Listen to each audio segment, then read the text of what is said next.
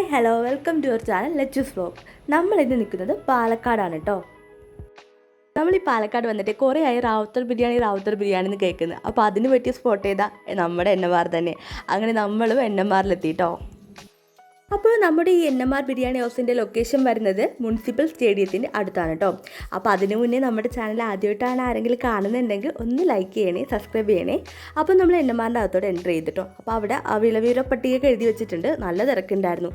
നമ്മൾ ഏതാണ്ട് ഒരു 3 മണിയായി ഇവിടെ എത്തിയപ്പോൾ. അപ്പോഴും കണ്ടോ നല്ല ക്രൗഡഡ് ആയിരുന്നു കേട്ടോ. പിന്നെ എൻ.എം.ആർ ബക്കറ്റ് ബിരിയാണിയുടെ ഒരു ചാർട്ട് ഇവിടെ ഉണ്ട് കേട്ടോ. അവിടെ പ്രീ ബുക്കിംഗ് അവൈലബിൾ ആണ്. അപ്പോൾ അതിൽ പ്രൈസും കാര്യങ്ങളൊക്കെ എഴുതിയിട്ടുണ്ടായിരുന്നു. നമ്മൾ അകത്തോട്ട് എൻ്റർ ചെയ്തു. ചെറിയൊരു ഷോപ്പാണ് കേട്ടോ. കാരണം ഇവരുടെ ആദ്യം ഉണ്ടായിരുന്ന ഒരു ഷോപ്പാണിത്. ഇത് കൂടാതെ ഇവർക്ക് 4 ഔട്ട്ലെറ്റ് വേറെ ഉണ്ട് കേട്ടോ. അവിടെ കൂടുതൽ ഡൈനിങ് സ്പേസ് ഒക്കെ ഉണ്ട്. ബട്ട് ഇതാണ് ഫസ്റ്റ് തുടങ്ങിയത് കൊണ്ട് ഇവിടെയാണ് കേട്ടോ കമ്പയർ ചെയ്യുമ്പോൾ തിരക്ക് കൂടുതൽ. അപ്പോൾ ആൾക്കാർ ഇങ്ങനെ വന്നുകൊണ്ടേ ഇരിക്കുന്ന ഒരു ടൈമായിരുന്നു. അപ്പോൾ നമ്മൾ ഫുഡ് ഓർഡർ ചെയ്തിട്ട് വെയിറ്റിംഗ് ആയിരുന്നു കേട്ടോ. അങ്ങനത്തെ നമ്മുടെ എൻ.എം.ആർ ബിരിയാണി എത്തി. നമുക്കൊരു ബൗളാണ് കേട്ടോ ബിരിയാണി കൊണ്ടുവന്നിട്ട് തരണേ. നമ്മൾ ചിക്കൻ ബിരിയാണിയാണ് കേട്ടോ പറഞ്ഞ്. അപ്പോൾ ഈ റാവുത്തർ ബിരിയാണി എന്ന് പറഞ്ഞാൽ നമുക്കറിയില്ല. ഞാൻ ആദ്യമായിട്ടാണ് കേട്ടോ പാലക്കാട് വന്നപ്പോഴാണ് ഇത് കേട്ടിട്ടുള്ളത്.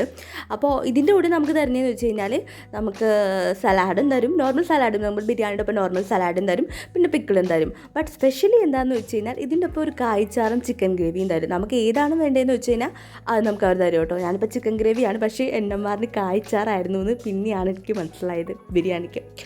അപ്പം നമ്മൾ ഈ ബിരിയാണിയുടെ പ്രത്യേകത എന്ന് വെച്ച് കഴിഞ്ഞാൽ റൈസും ചിക്കനും ഒരുമിച്ചാണ് കുക്ക് ചെയ്തെടുക്കുന്നത്. അപ്പോൾ ആ ഒരു രീതിയിൽ നല്ലൊരു ടേസ്റ്റ് ഉണ്ടായിരുന്നു. പിന്നെ ഇതൊരു തമിഴ്നാട് സ്റ്റൈൽ ബിരിയാണിയാണ് കേട്ടോ. കാരണം തമിഴ്നാട്ടിൽ റാവുത്തർ എന്ന് പറയുന്ന ഒരു വിഭാഗത്തിലെ ആൾക്കാർ അവരുടെ ഫെസ്റ്റിവലിൽ ഉണ്ടാക്കുന്ന ബിരിയാണിയാണ്. അതുകൊണ്ടാണ് ഈ ബിരിയാണിക്ക് റാവുത്തർ ബിരിയാണി എന്ന പേര് വന്നത് എന്നാണ് മനസ്സിലാക്കാൻ കഴിഞ്ഞത്. ഓരോ നാട്ടിലും ഓരോ ബിരിയാണി സ്പെഷ്യലാണല്ലേ. തലശ്ശേരി ബിരിയാണി, കോഴിക്കോട് ബിരിയാണി, മലബാർ ബിരിയാണി, അതുപോലെ തന്നെ പാലക്കാടിൻ സ്വന്തം റാവുത്തർ ബിരിയാണി. അപ്പോൾ 2009 കേട്ടോ ഈ ബിരിയാണി ഹൗസ് അവർ സ്റ്റാർട്ട് ചെയ്യുന്നത്. അപ്പോൾ അവരുടെ ഉമ്മയായിരുന്നു ആദ്യത്തെ കുക്ക്. അവരുടെ പിതാവിൻ്റെ പേരായ നൂർ മുഹമ്മദ് റാവുത്തർ എന്നതിൻ്റെ ഷോർട്ട് ഫോമാണ് കേട്ടോ എൻ.എം.ആർ എന്ന പേരിൽ അവർ ഈ കടയ്ക്ക് കൊടുത്തിട്ടുള്ളത്. അപ്പോൾ ഞാൻ കഴിക്കുന്ന വീഡിയോസ് ഇത് അങ്ങനെ എടുക്കാത്തതുകൊണ്ടാണ് കേട്ടോ ഈ ബിരിയാണി തന്നെ ഇങ്ങനെ കാണിച്ചുകൊണ്ടിരിക്കുന്നത്. അപ്പോൾ എനിക്ക് പേഴ്സണലി ഭയങ്കര ഇഷ്ടമാണ് കേട്ടോ. ചിക്കനൊക്കെ നല്ല സോഫ്റ്റ് ആയിരുന്നു. പിന്നെ ഞാൻ ആദ്യമായിട്ടാണ് കേട്ടോ ഈ തമിഴ്നാട് സ്റ്റൈൽ ബിരിയാണി കഴിക്കുന്നതും ഒരു ഗ്രേവിയൊക്കെ കൂടെ ഇങ്ങനെ കഴിക്കുന്നതും. അപ്പോൾ നമ്മൾ മേളത്തെ ഡൈനിങ്ങിലാണ് ഇരുന്നിരുന്നത്. അത് എഴുന്നിട്ട് നമ്മൾ താഴത്തോട്ട് പോകാം കേട്ടോ. അപ്പോൾ ചെറിയൊരു സ്പേസ് ഉള്ളൂ കേട്ടോ മേളിലാണെങ്കിൽ. താഴെ അതിനെ അപേക്ഷിച്ച് നോക്കുകയാണെങ്കിൽ താഴെ കുറച്ചും കൂടെ സ്പേസ് ഉണ്ട്. അപ്പോൾ നമ്മൾ താഴെ ഇറങ്ങി വരുമ്പോഴും കണ്ടു ഇവിടെയൊക്കെ ആൾക്കാർ കഴിച്ചുകൊണ്ടേ ഇരിക്കുന്ന ആ ഒരു ടൈമായിരുന്നു കേട്ടോ.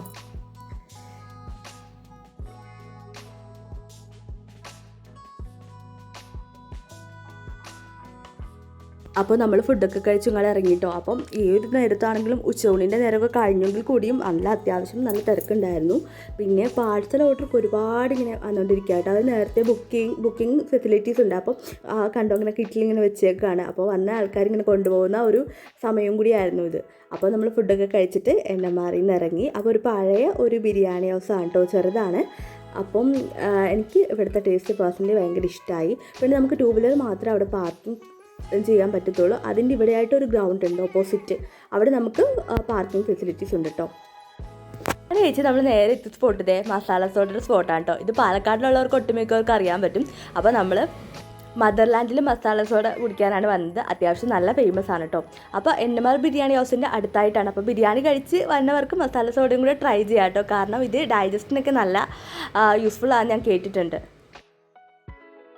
അപ്പോൾ നമുക്കിത് മസാല സോഡ കൂടി ട്രൈ ചെയ്യാം. അപ്പോൾ ഞങ്ങളിവിടെ വന്നപ്പോൾ തമിഴ്നാട്ടിൽ നിന്ന് ഒരാൾക്കാർ ഇത് കുടിക്കാൻ വേണ്ടി വന്നിട്ടുണ്ടായിരുന്നു കേട്ടോ. നല്ല മഴ പെയ്യാൻ പോകുന്നൊരു ക്ലൈമറ്റ് ആയിരുന്നു. അപ്പോൾ നമ്മുടെ മസാല സോഡ എന്ന് പറയുന്നത് സാധാ സോഡയിലാണ് കേട്ടോ അവർ ഈ മോരും ഇഞ്ചിയും കുരുമുളകും മല്ലിയൊക്കെ ചേർത്തിട്ടുള്ള ആ ഒരു മിശ്രിതം മിക്സ് ചെയ്യുന്നത്. അപ്പോൾ നമുക്കതും കൂടി ഒന്ന് ട്രൈ ചെയ്യാം. അപ്പോൾ അവർ ആ സോഡ എടുത്തിട്ട് കുറച്ച് ഒഴിച്ച്, കാരണം ആ ഒരു ക്വാണ്ടിറ്റി കുറച്ചിട്ടാണ് ഈ മസാല അതിലോട്ട് മിക്സ് ചെയ്യുന്നത്. നല്ല എരിവൊക്കെ ഉണ്ട് കേട്ടോ. അത്യാവശ്യം നല്ല എരിവും പിന്നെ ഒരു സ്പെഷ്യൽ ടേസ്റ്റാണ് കേട്ടോ അതിന്.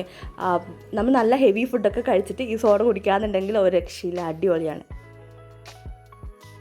അപ്പോൾ നമ്മുടെ മസാല സോഡയാണ് കേട്ടോ ഈ കാണുന്നത്.